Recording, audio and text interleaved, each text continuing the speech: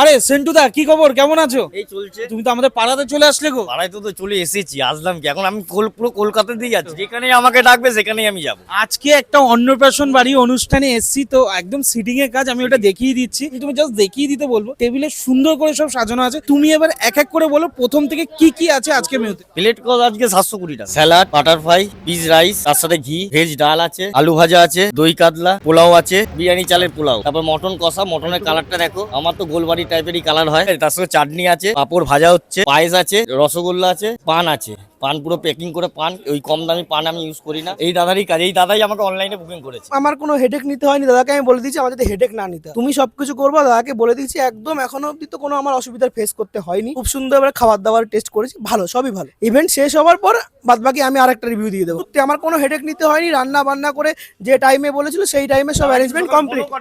না, নিজে দাদা কিন্তু চলে একবারে এসেছি। strict আমি time এ ব্যস্ত, আমার ঘটনা হচ্ছে আমার বাড়িতে আমি একা পড়ে গেছি, বাবারা সব ডিউটিতে ব্যস্ত। আচ্ছা, আচ্ছা, আচ্ছা। আমার একা অ্যারেঞ্জমেন্ট করতে হচ্ছে, আমি মানে প্রচন্ড প্রেশারের মধ্যে আছি। ওর জন্য দাদাদেরকে দিয়েছি যে দাদারা করে দিক, ইয়ে করে। গেস্ট হ্যাপি মানে দাদারা হ্যাপি।